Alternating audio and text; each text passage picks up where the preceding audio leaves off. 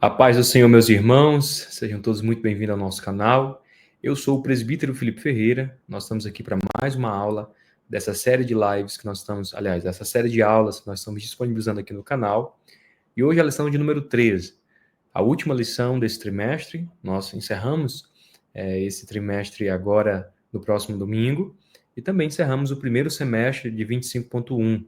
Com toda certeza você foi muito edificado com esse estudo, porque nós aprendemos muito a respeito de o Verbo se fez carne, Jesus sobre o olhar do apóstolo do amor.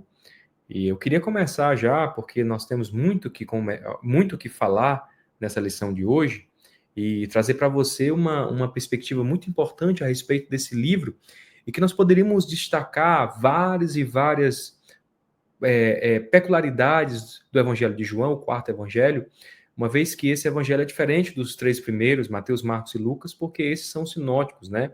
Estão sempre muito comprometidos em trazer relatos muito mais dentro de uma perspectiva de contar os fatos. João não. João tem aqui uma perspectiva de revelação.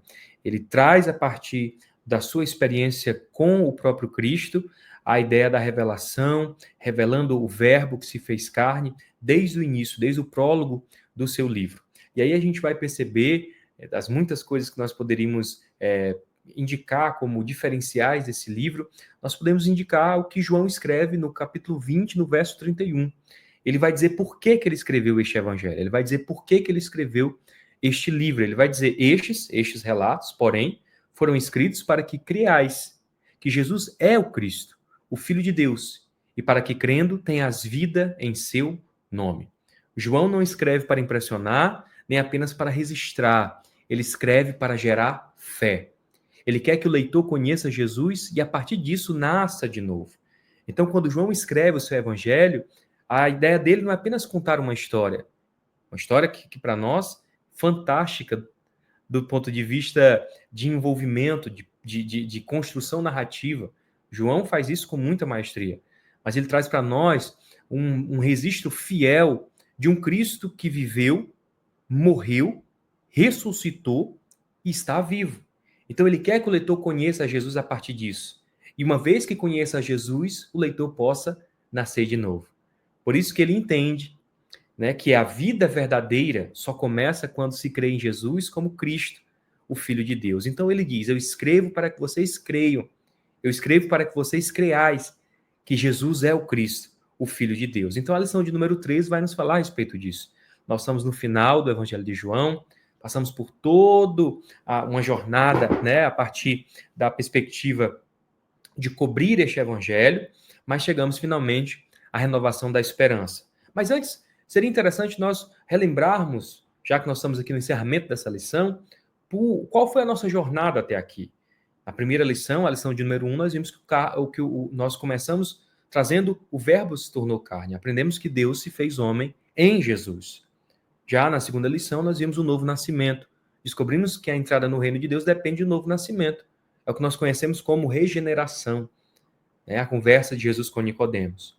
Na terceira lição, nós descobrimos sobre a verdadeira adoração. Aprendemos que adorar é mais do que um ritual. É espiritual.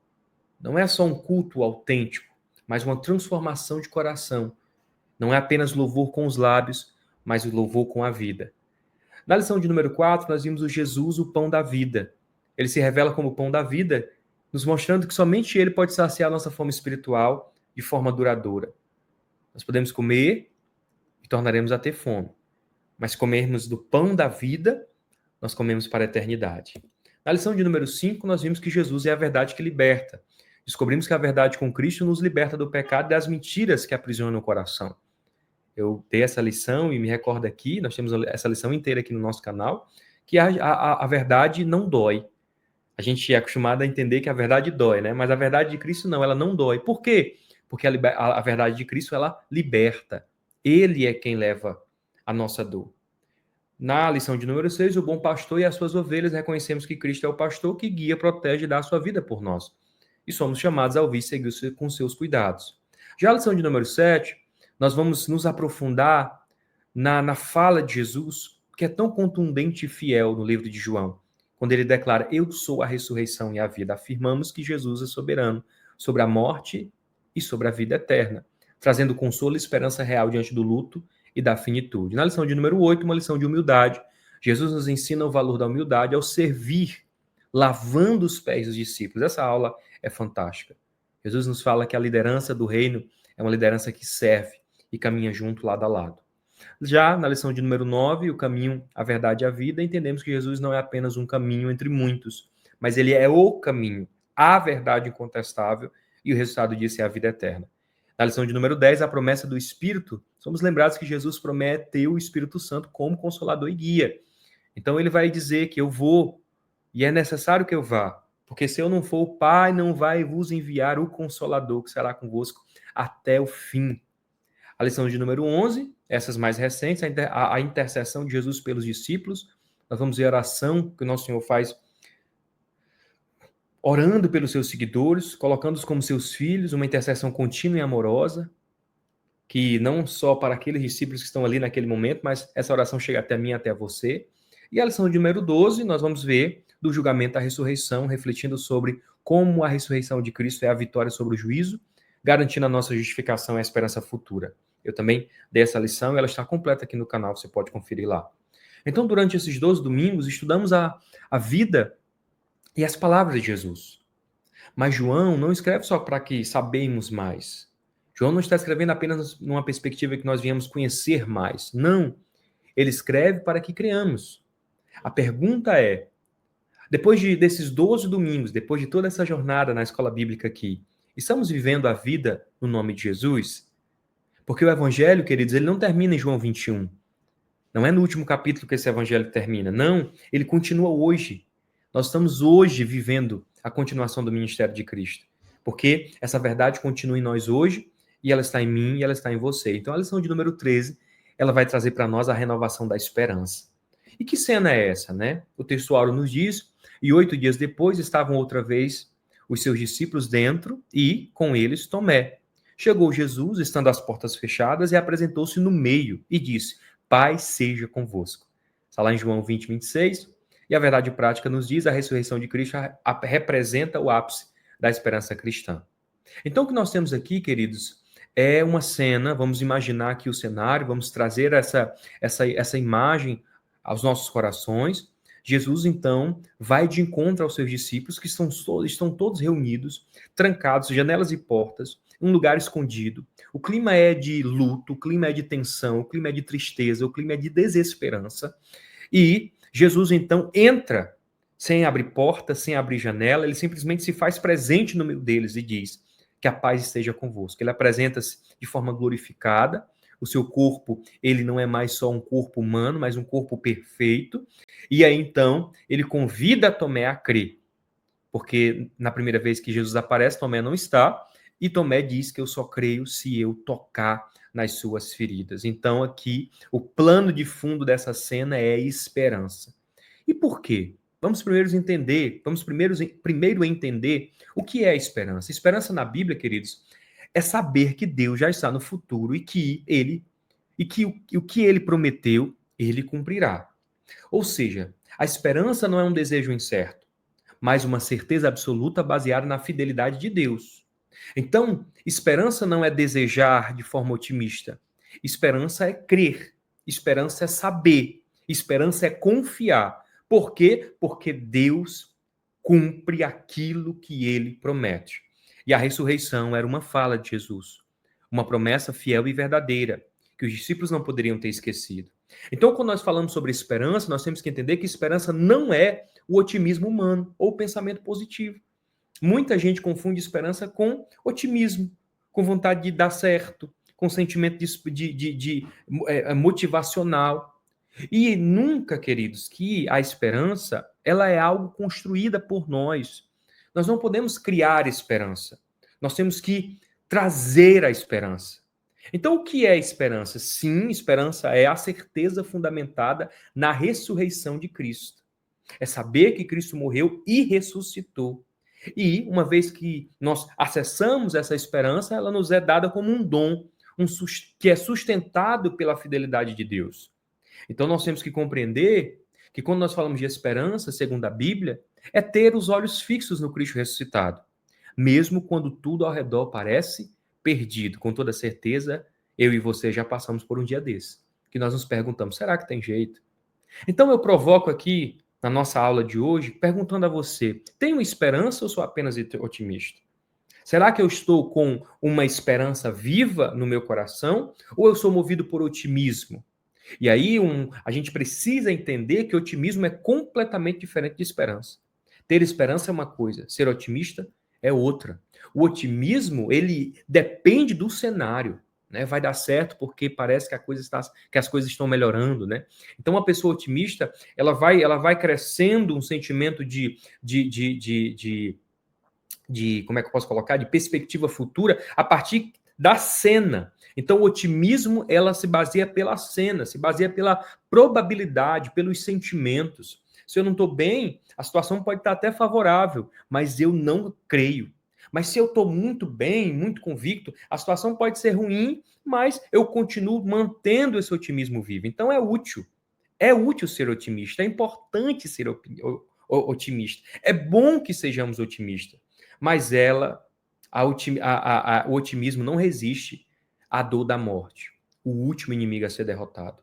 Então, diferente do otimismo, esperança é tudo aquilo que nós dependemos de Cristo e não da circunstância. Não é a circunstância que molda a nossa esperança, é Cristo. E a nossa esperança ela vai se basear em uma pessoa viva que venceu a morte, Jesus Cristo. É uma pessoa viva e que venceu a morte. Então, ela é firme, mesmo em meio ao caos, porque já sabe, ou já sabemos, ou já conhece o fim da história. Como Hebreus vai colocar, ela é essa âncora da nossa alma, onde nós podemos colocar a nossa confiança. Ou seja, o otimismo é querer que tudo dê certo. É bom ser otimista, é bom querer que tudo dê certo. Já a esperança é saber que por Jesus ressuscitado, tudo já deu certo. E aí nós vamos aprender bastante nessa aula a respeito disso. E quando a gente fala sobre dar certo, e eu não quero ser irresponsável aqui, mas você pode refletir, certo? É muito fácil falar que vai dar certo quando as coisas de fato dão certo. E quando elas dão errado? E quando a cura não vem? E quando a porta não se abre? E aí eu trago para vocês aqui uma tela do pintor brasileiro Cândido Portinari. O nome dessa tela é Criança Morta, onde o pintor brasileiro, na época do expressionismo, ele vai pintar a fome e a miséria do Nordeste brasileiro, e ele coloca essas pessoas chorando a dor do luto de uma mãe com uma criança morta nos seus braços. A imagem aí ela é dolorosa porque é uma realidade. A grande mortalidade dessa região do Brasil sofreu muito pela fome e pela seca. Então, a gente olha para uma cena como essa, que o artista retrata com tamanha fidelidade e emoção, e nos perguntamos: o que dizer para uma mãe como essa? Ou para qualquer outra mãe, ou para qualquer outra pessoa que passa por uma situação de frustração. Vocês entendem, meus irmãos? Então, a esperança cristã não é a ausência da dor, não é a ausência do medo, não é a ausência da frustração.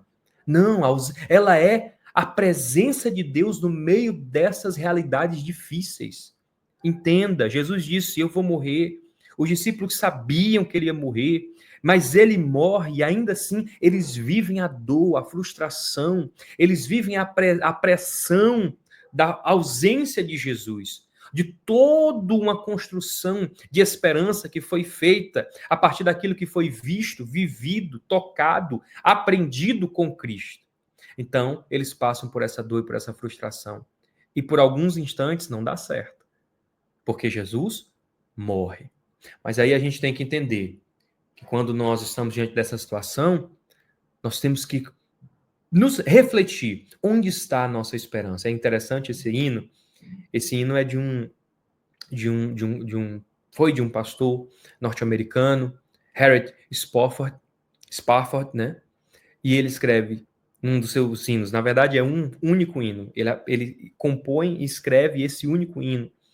E uma das estrofes diz: se a paz a mais doce eu puder desfrutar, se dor a mais forte sofrer, ó seja o que for, tu me fazes saber que feliz com Jesus sempre sou. Ele diz: sou feliz com Jesus, sou feliz com Jesus, sou feliz com Jesus, meu Senhor.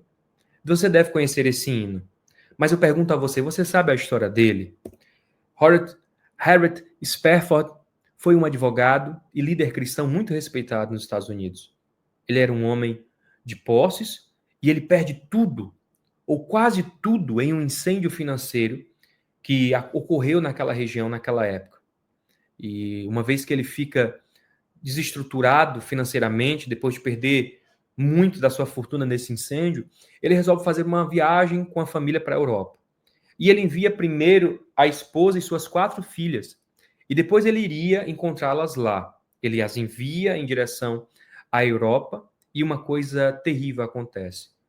O navio naufraga, as quatro filhas morrem, e apenas a mulher escapa, que envia uma mensagem para o seu marido: venha nos socorrer, algo terrível nos aconteceu.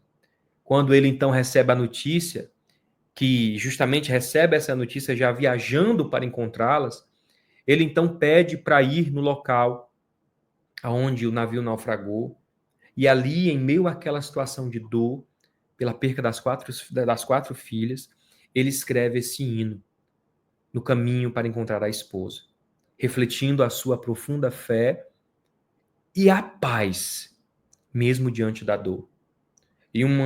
E a parte final desse hino, deste precioso homem de Deus, ele vai escrever: a vinda eu anseio do meu Salvador. Em breve ele virá me buscar. Ao céu, onde vou para sempre morar, com remidos na luz do Senhor. Sou feliz com Jesus, sou feliz com Jesus, sou feliz com Jesus, meu Senhor.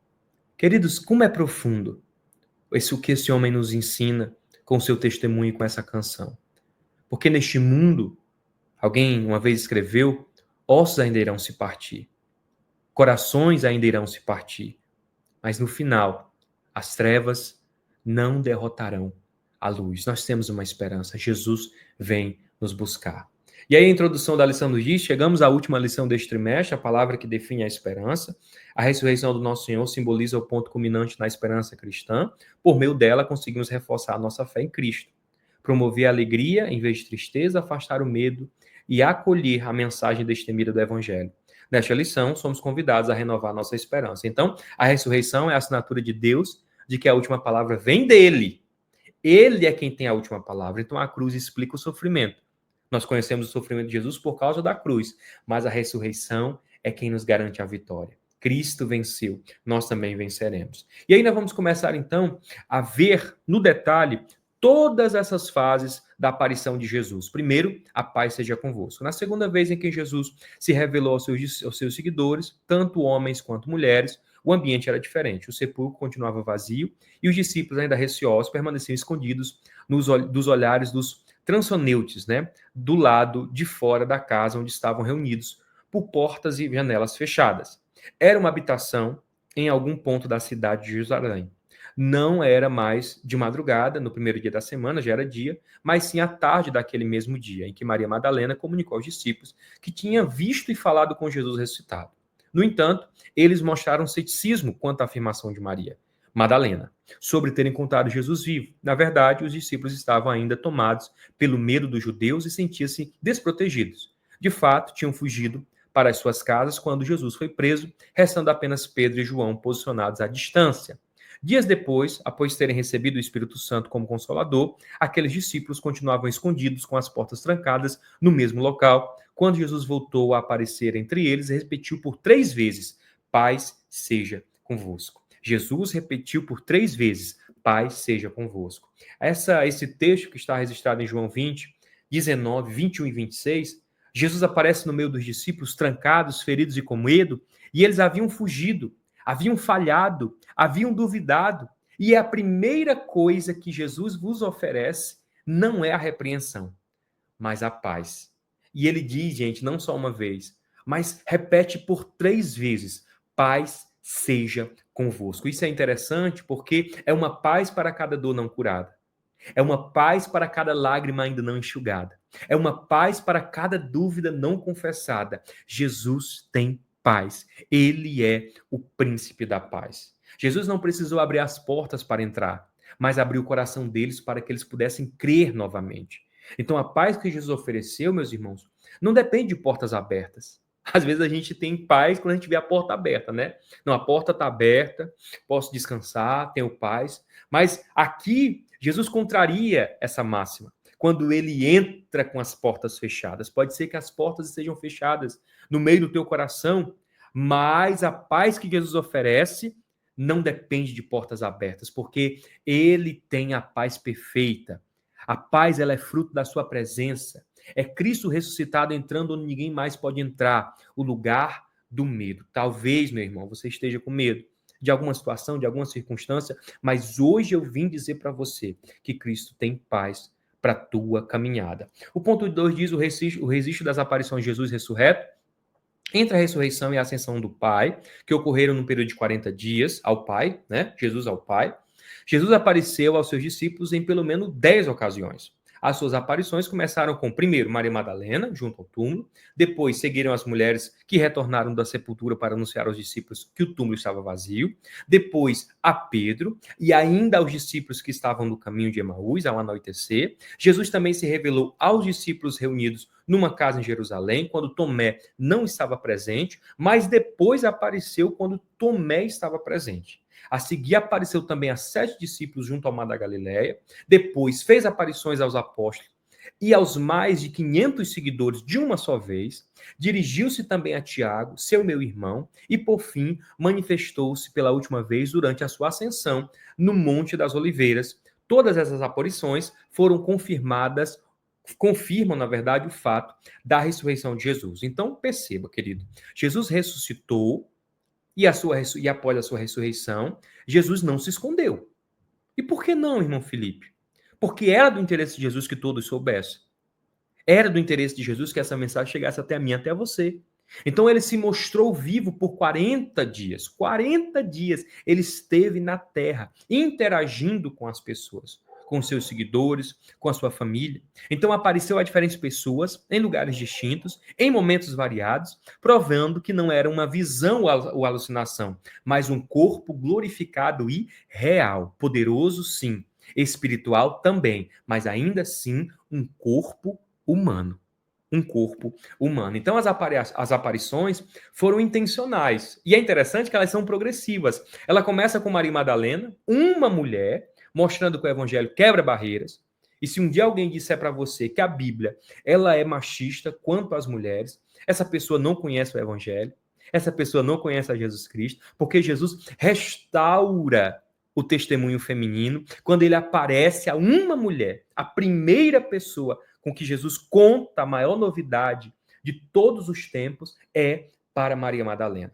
E ele vai também se mostrar a mais de 500 irmãos, revelando que não foi uma experiência isolada, revelando que era necessário que quanto mais pessoas soubessem, melhor, e incluiu Pedro, Tomé, Tiago e os discípulos em Emaús, cada um lidando com dúvidas, medo, culpa e frustração. Ele foi tratar o coração de cada uma dessas pessoas, e ele termina então com a ascensão visível no Monte das Oliveiras. E aí o interessante, irmãos, é que o objetivo dessas aparições é confirmar a realidade da ressurreição. Jesus vai dizer, vede minhas mãos, vede meus pés.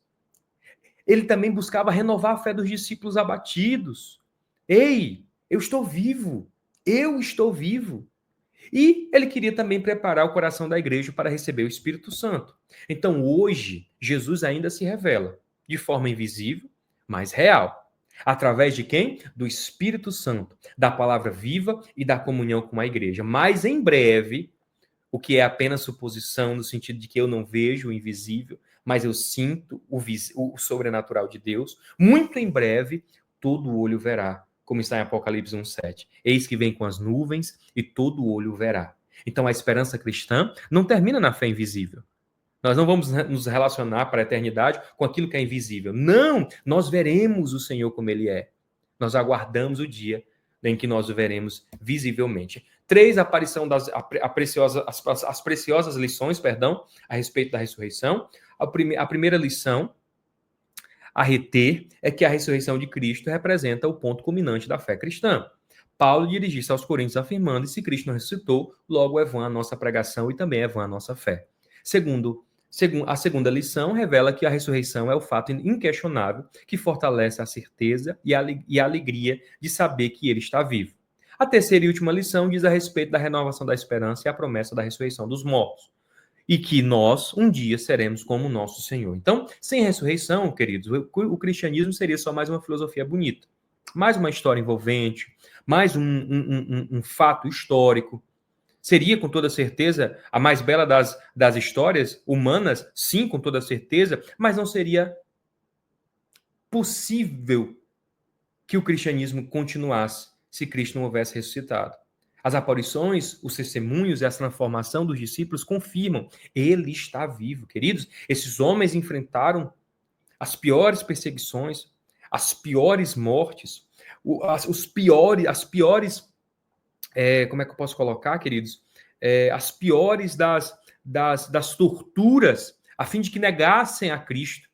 E eles não puderam negar, porque era inegável.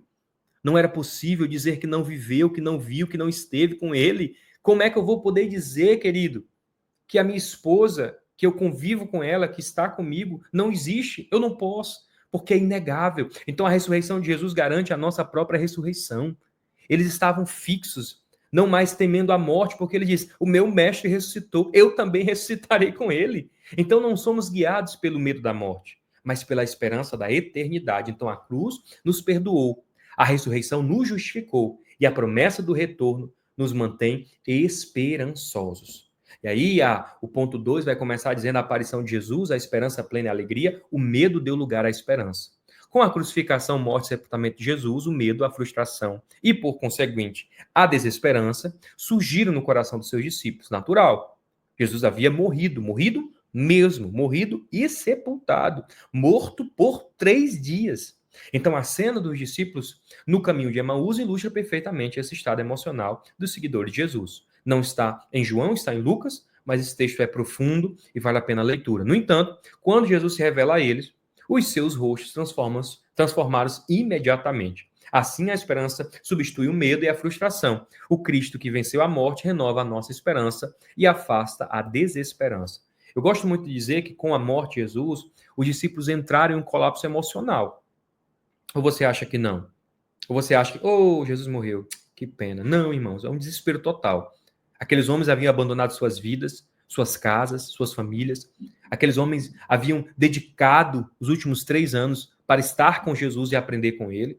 Então, esse medo e essa frustração e essa desesperança tomaram conta deles, porque eles acreditavam que Jesus havia de remir Israel. Então, eles haviam perdido o mestre. E não só isso, haviam perdido a direção da vida. Então, o episódio desses 2 discípulos no caminho de Emaús, ele é muito significativo, porque é um retrato disso. Eles caminhavam cabisbaixos, conversando sobre tudo o que acontecer, ou seja, eles já enxergavam isso no passado. Eles já enxergavam isso como uma história, uma ilusão, quase como um sonho, como um devaneio. E eles diziam: nós esperávamos, olha só, no passado, a esperança deles havia morrido com Jesus. Jesus havia morrido. Poxa, nós esperávamos que esse homem restaurasse Israel. E aí, quando Jesus se revela no partir do pão, tudo muda. Porque o coração que ardia se acende, os olhos se abrem, a alegria volta e finalmente a fé ressurge. Não queimava o nosso coração quando ele nos falava a respeito das Escrituras. A verdadeira esperança não depende do que vemos, queridos, mas de quem está conosco. Quem está conosco, mesmo quando ainda não o reconhecemos. Às vezes estamos assim, cegos na situação que nos aterroriza. E Jesus está do nosso lado, como estava com aqueles homens, caminhando 11 quilômetros, queridos, e não perceberam, ouvindo ele falar, ouvindo ele pregar a respeito dele próprio. E só no partir do pão eles o reconheceram. Então a tristeza deu lugar à alegria. Quando se apresentou aos discípulos, lhe trouxe paz. Os discípulos se alegraram ao vê-lo, né? A magnífica notícia da ressurreição do Senhor e a sua subsequente aparição eliminaram a tristeza dos discípulos e encheram os seus corações de alegria. Estar na presença de Jesus Cristo ressuscitado é promover uma vida repleta de alegria, onde mesmo nas situações mais difíceis conseguimos manter a nossa capacidade de nos alegrar no Espírito de Deus. Queridos, uma coisa que eu digo sempre é que a alegria não veio de uma explicação lógica. Jesus não chegou, se assentou com eles, explicou, né, como havia de acontecer, não. A alegria veio de uma mudança externa.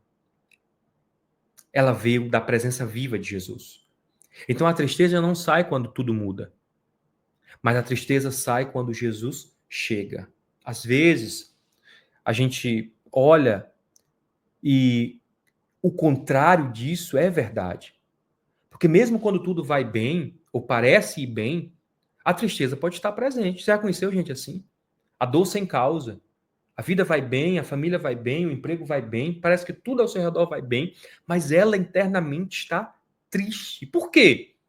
Porque Jesus está ausente. Jesus não está presente. Então é interessante, querido, como a esperança ela está ligada à alegria. A esperança e a alegria são as últimas das virtudes cristãs mais relevantes que encontramos no Novo Testamento. O apóstolo Paulo refere-se à virtude da esperança junto da fé e do amor. Na carta aos Gálatas, o apóstolo menciona a alegria como um dos componentes do fruto do Espírito. Assim, tanto a esperança quanto a alegria estavam presentes na manifestação de Jesus aos seus discípulos. Portanto, se cremos no Cristo que venceu a morte, essas duas virtudes devem ser evidentes nas nossas vidas com Ele.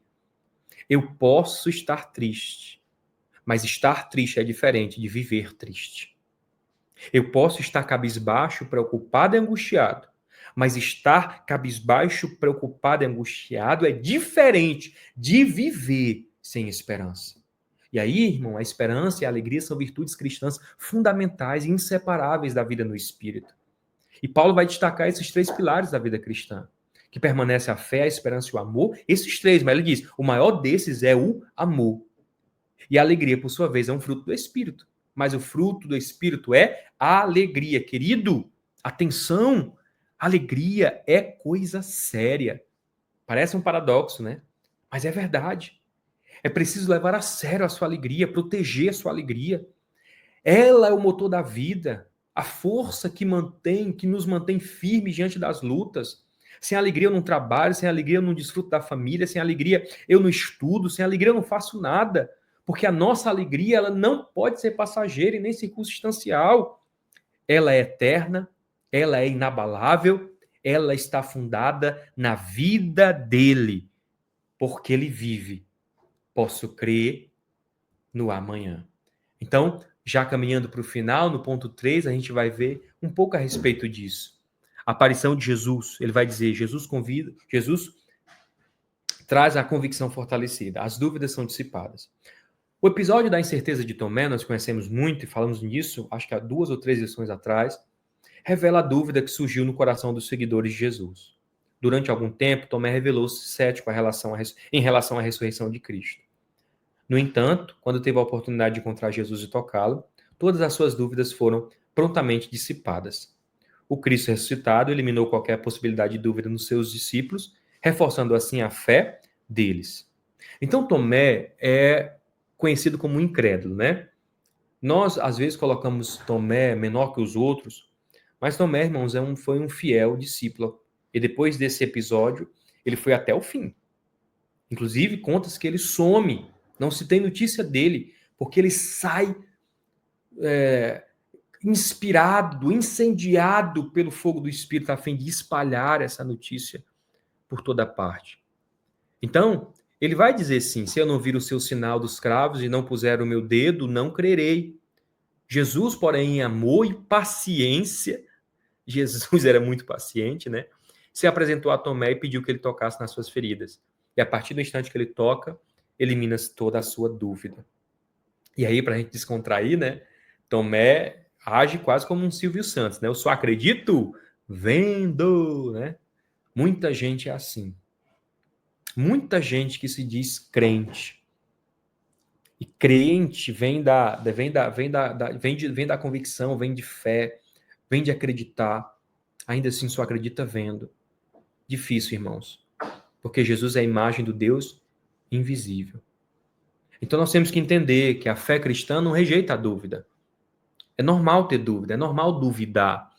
Mas ela a confronta. Como, irmão Felipe? Com a verdade de Cristo, do Cristo vivo.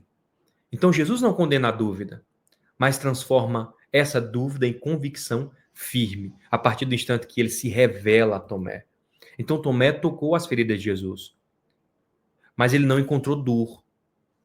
Jesus, sabe, gente, eu não sei você, mas se você tem um ferimento e com 3 dias você pede que alguém toque, isso é sinal de que aquilo não dói mais. Isso é sinal de que aquilo já não faz mais sentido algum. Por quê? Porque o corpo dele agora é glorificado. Então, aquilo que antes era sua marca de sofrimento, agora é a prova da sua vitória. Pega nas feridas, não dói mais. Pega nas feridas, Tomé. Tá vendo aqui, meu filho? Tá vendo? Aqui a marca dos pregos, a marca dos açoites, da lança no lado. Tá vendo? Pode tocar, não dói mais. Por quê? Porque Jesus permitiu ser tocado, porque as suas feridas já não doíam mais. Elas agora não eram mais um ponto de dor, mas de glória.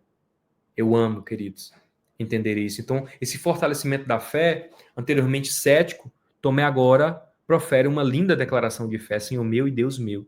Ao longo da história da igreja, encontramos indivíduos que antes, agnósticos ou céticos, hoje afirmam com firmeza a sua crença em Jesus Cristo, como o Deus revelado nas Escrituras. Então, ter um encontro com Cristo ressurreto torna-se impossível continuar a duvidar, como uma forma de rebeldia provocada pela idolatria humana. Então vamos olhar para nós, queridos, porque às vezes nós temos um sentimento de que nós somos diferentes, mas Tomé duvidou, mas foi alcançado. Os discípulos temeram, mas foram visitados. Maria chorou a ausência do mestre no túmulo, mas ela foi consolada. E nós? Onde nós estamos nessa história? Então você já viu o suficiente para crer? Ou ainda espera mais uma prova? Ou ainda aguarda mais uma prova? Que prova é essa que você aguarda, querido?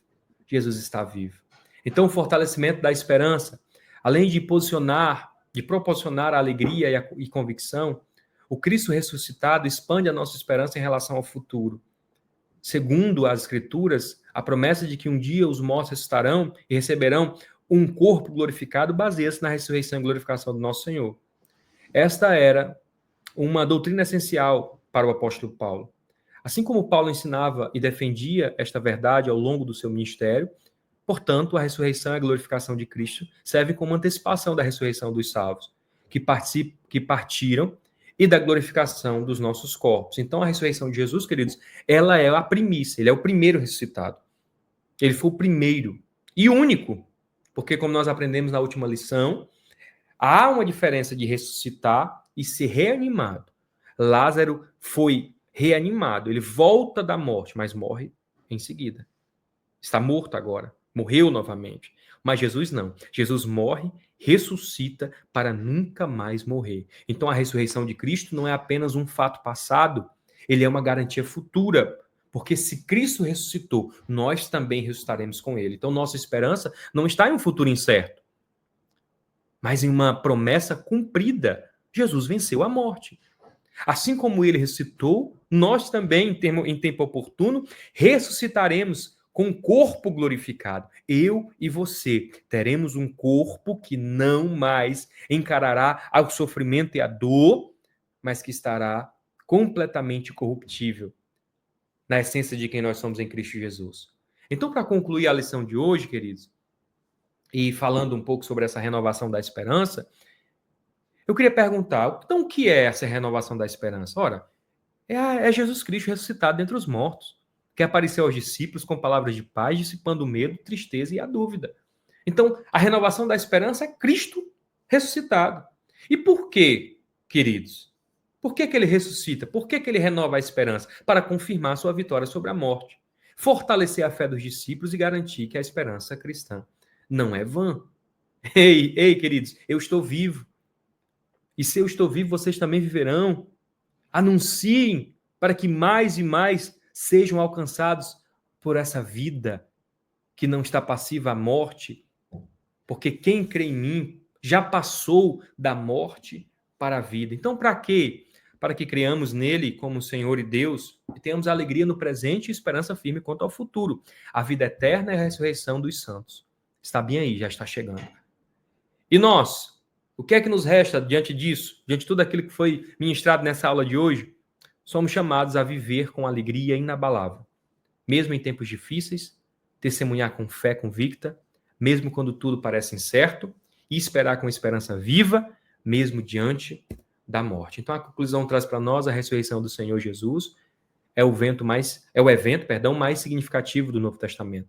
Este acontecimento concretiza a nossa esperança na ressurreição do corpo, tal como está expresso no Credo Apostólico, um importante documento da tradição cristã. Creio na ressurreição da carne. Assim, à luz deste fato, somos encorajados a manter a nossa fé, pois depositamos a nossa esperança naquele que triunfou sobre a morte de forma definitiva. Crer em Jesus não é apenas aceitar uma verdade, é receber a vida que só Ele pode nos dar. Toda glória a Jesus, querido. Eu quero agradecer a Deus porque você esteve conosco até aqui. Quero pedir que Deus te ilumine, te ajude na ministração dessa aula na sua turma, ou que simplesmente você tenha o seu coração alegrado por esse estudo que nós disponibilizamos aqui. Quero pedir a você oração por este canal e por nós que estamos aqui na missão de transmitir o conhecimento e que Cristo possa nos ajudar e continuar nos direcionando. Queremos voltar no próximo trimestre a continuar disponibilizando as aulas aqui. Que Deus em Cristo nos ajude. Então, um forte abraço a cada um de vocês e toda a glória a Jesus.